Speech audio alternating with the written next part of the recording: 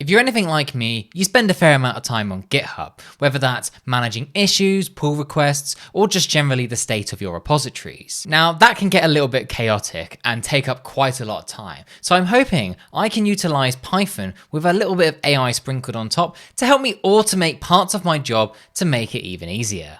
Let's jump into it. I love writing Python, but it can be time consuming and take up a lot of time for not very much gain. So I'm going to investigate using AI agents such as OpenAI's Codex here to help me write Python code, which I can then later automate and have run for me without me having to lift a finger. So let's have a look at the first problem. The first problem is Kestra gets a lot of pull requests, which is great. It's a great problem to have, but it can mean that sometimes pull requests get sort of forgotten about. Maybe they become a little bit stale. So I'm hoping I can use Python here to help me identify which PRs are in need of some attention. Things that can, only need a little bit of work to get them merged, because anything I can do to reduce this pull request number, the better. So I've got my prompt here ready in Codex. I want to build a Python script that can check open GitHub pull requests on the Kestra.io/Kestra repository and sort them in a way to figure out which ones should be prioritized first. I want it to return a CSV file of the 10 most important open PRs to review. So I'm going to use GPT 5.3 and let's see what it can generate for us. Now, for those of you watching, I haven't really experimented tons with Codex, so it's quite exciting for me to sort of see what these tools are capable of, and can they really replace a human writing these sort of scripts to help you just manage mundane tasks? Let's find out. Okay, so it's generated some Python code for us, which is now available in our VS Code instance. So let's have a little look over at the code here and see what's going on. So what it's done is it's generated some code for us that's going to use the GitHub API to be able to pull information about this repository, and then it's going to pass through that information. Now, the thing that I really like about this code is it's created its own scoring situation, so it can figure out what is important based on a scoring system it's generated, and then it can give us the CSV file with that scoring as part of it. So we can see here it's going to figure out which ones are based on a weighting it has come up with, and then it will generate the CSV file based on the priority at the end. So I think what we should do is we should now try running this and see what we can do. So what I'm going to do here is copy the command it has recommended, which is to just run the file, add a couple of arguments here, the repository, how many you want to get, and the output name of the file. So now if I go back to my terminal, I've already given it the GitHub API token. So now if I run this, we should hopefully get a CSV file shortly. So we'll wait and see what it does. Now, while using AI to help you generate code is fantastically fast and helpful, I do still like to just review the code and make sure it's not doing anything particularly malicious, especially where you're giving it an API key. So definitely, proceed with caution. Okay, we've got a CSV file. Let's have a little look. It's ranked to the top 10. It's given us links to those pull requests. And at the bottom here, it's given us a priority score and the reason as well. So we can see some of these have small reviewable changes. There's an active discussion happening, recent activity as well. So this data is really helpful. Now that we've got our Python script, it's time to start automating it. Now, what I'm imagining is we've got our Python script that's going to run daily. What this will do is it can then fetch that information and then tell me at the start of my day what PRs need immediate attention so that we can get them closed and merged. Or maybe they need some further additional comments or reviews to be able to get them processed. Now, what I can do is use a workflow orchestrator tool like Kestra to be able to automate executing this Python code, take that CSV file that it's outputting, and be able to throw it into an AI agent to generate a formatted message for Slack and then notify me as well. So I can wake up to a Slack message in a nice readable format using the data from that CSV file and then allow me to go and close some PRs. So jumping into Kestra, let's start by adding a Python task to run our code. So here I've got the Python task, and as you can see, I'm using the same command that I used inside of the terminal to be able to execute this Python script. All I need to do now is add our Python script to the namespace file so that this workflow can access it. So if I head over to files here, I can then press the import files button here and then select our file. And there I can now see that it's inside of Kestra. As you can see, we can see this is the same Python code that we had, but now Kestra can access it. One other thing to note is we've got an output files property here that is going to allow us to access the file generated in later tasks, which is going to prove to be quite useful. Now, next up on the list is using the Kestra AI agent agent to be able to help us generate a response using this data that we can then send in Slack. Now, I'm going to use the Google Gemini provider because I think the Gemini 3 model is pretty good for this sort of thing. And so I've selected my provider here. So now all I need to do is provide it with a prompt as well as a system message. Now, to keep this clean and simple, my prompt is going to just be that CSV file. So it's going to get the data and it then will be able to process it. And this is where the system message comes in handy because I can then tell it what it needs to do with that data. Giving it the data on its own isn't hugely helpful. So I can use the system message to give it the instruction, and the prompt here can then be the data. And so here my system message is, using this CSV data, write a message with the most important PRs and why. Format a message for Slack. Do not use headers. Use dashes for bullet points and add links to the PRs. So now if I execute this, this will generate us a nice string with all of that information in a format that Slack should understand.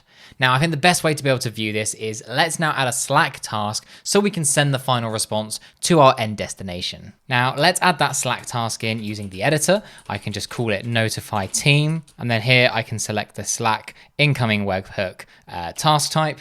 This is going to need a few different properties. So if we go to the documentation tab and click on our Slack task, we can see that it needs a URL, which is going to be our Slack webhook. So I'm going to just use a secret that I have already written called Slack webhook, like so.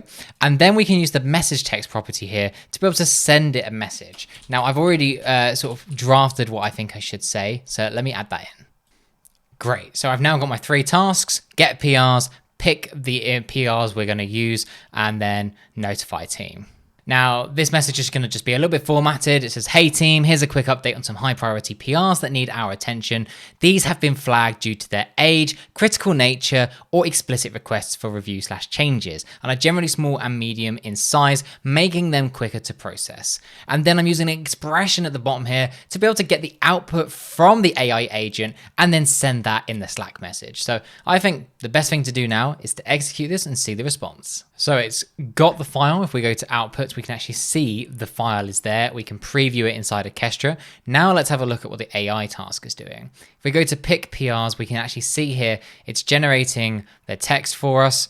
We can also see how many tokens it's used and whatnot if you want to track that usage as well. Now let's have a look at Slack. Now let me just make that a little bit smaller. So here we can see the message, very nice and clear. It says, hey team, here's a quick message, as we already said. And here it's listed out the PRs. As you can see here, we've got a link to the PR and we've got information about why this needs action to be able to get it closed. So if I click on this quickly, we'd have a quick look to see what it is.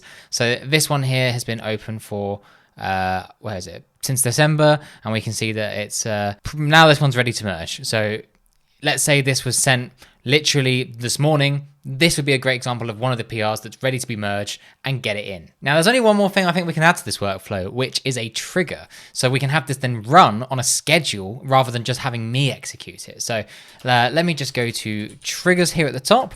I can add an ID, and I'm just going to call this morning schedule. And here we can just select our schedule type. I'm going to use the normal schedule. And then I'm just going to write a cron expression here for 9 a.m. It's probably a good one, which this means 9 a.m. So let's click save. So now if we look at the topology view, we can see we've got a schedule that's going to start our workflow. It's going to write the Python code. It's going to use the AI agent to just format that message a little bit nicer and then notify the team. Because if we go back to that last execution, right, we've definitely had an improvement in this big old CSV file, which has really useful data, but it's not hugely human readable. And then we're producing this, which is a little bit still messy. But then if we look at it in Slack, it's now bullet pointed. It's got some bold text in there. It's got clickable links. So you sort of really get the best of both worlds. And to show you an example I did earlier, this one here, when I was testing this example, as you can see, it actually embedded the link directly into the title here. So that's also pretty nice. So that's one example of how I can now automate myself out of a job. Hopefully not, but it's a clear example of where using AI can help you be more efficient. And I think this is a pretty neat example. Now I can leave this workflow running in the background. If we go back to the workflow, in fact, and click edit, under triggers, I can see it's going to run tomorrow at 9 a.m. I could maybe specify this to only run on weekdays if I wanted as well. So I don't have it pinging me at the weekend. So pretty neat. Now, on the theme of pull requests, I've got another idea that I can automate with Python.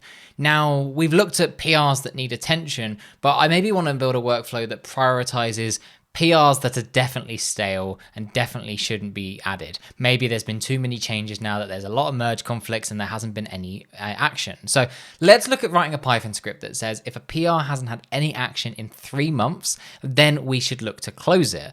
Now, I think the cool thing here is we can add a little bit of human in the loop just to make sure that we're not closing a PR that's been open for a reason. Maybe it's a big change that's been on pause, but we can at least help us identify what we should focus on and what we shouldn't, and hopefully get that PR number a little bit lower. Okay, I've written my prompt. Let's see what it will generate for us. Okay, we've got 2 new Python scripts. We've got a find stale PR script and a close PR script. So let's have a look at what it's generated for us. So it's got a load of arguments we can take, and then it's going to make a request to be able to get those PRs. It's going to filter those based on when they were last updated, based on a cutoff that has been provided. And then it's going to write us a new CSV file with that information. So I think we should try this and see what it generates. Okay, so we've got our stale PRs. Nothing is stale. Very interesting.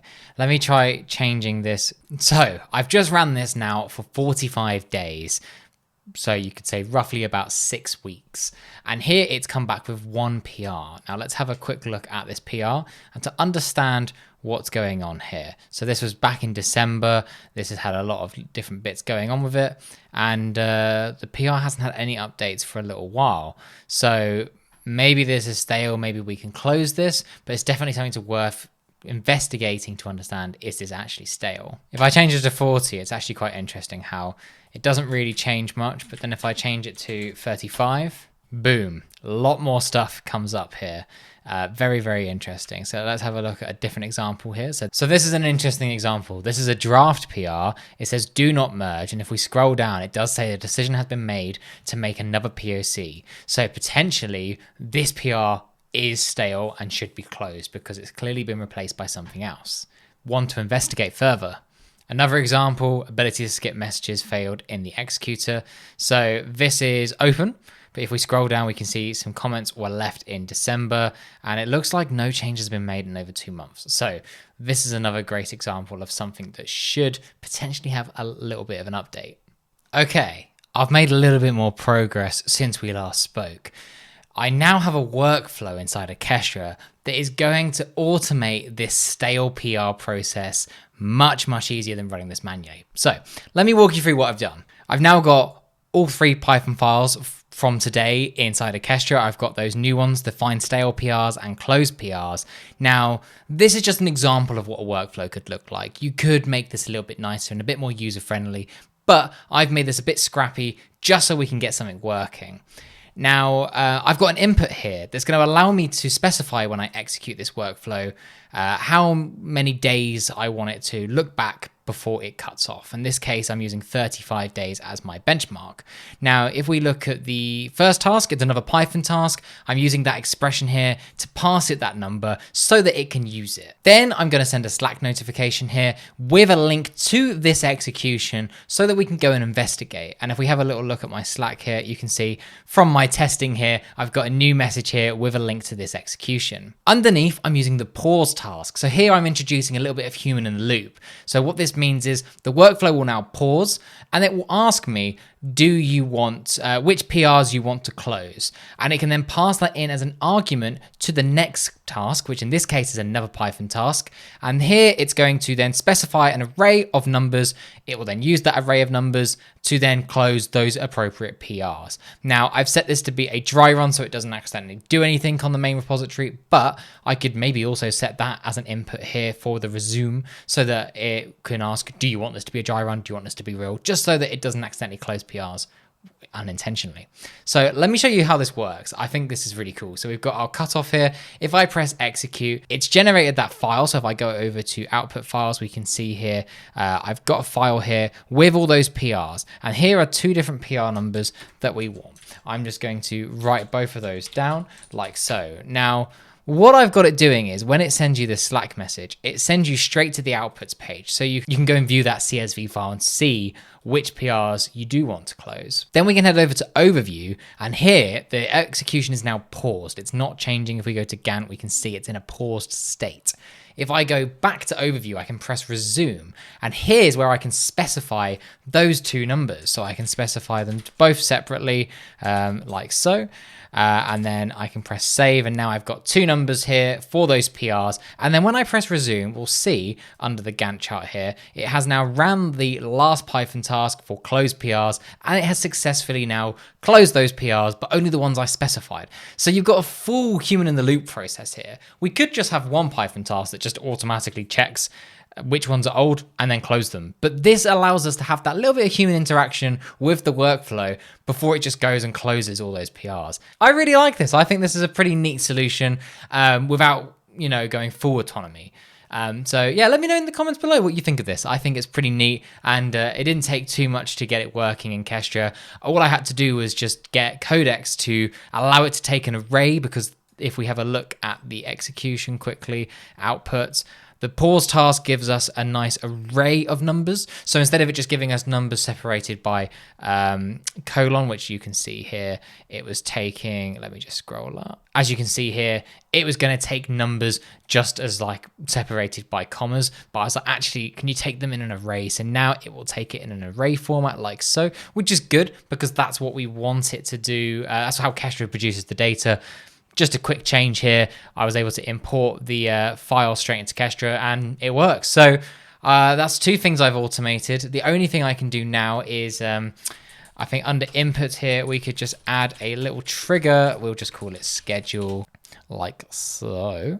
We'll add schedule like so, and we can again run this one at 9 a.m. I would say. So now if I press save and we open the topology view here, we can see our workflow is going to get started by a trigger. I could actually take it a step further. In fact, I could set an input here so that cutoff is maybe 30 days. So it will show me everything for 30 days. And then I could run this manually for different cutoffs if I want to. So it's kind of nice that you've got a little bit of flexibility there. Let me know in the comments below. Have I successfully automated my job with Python?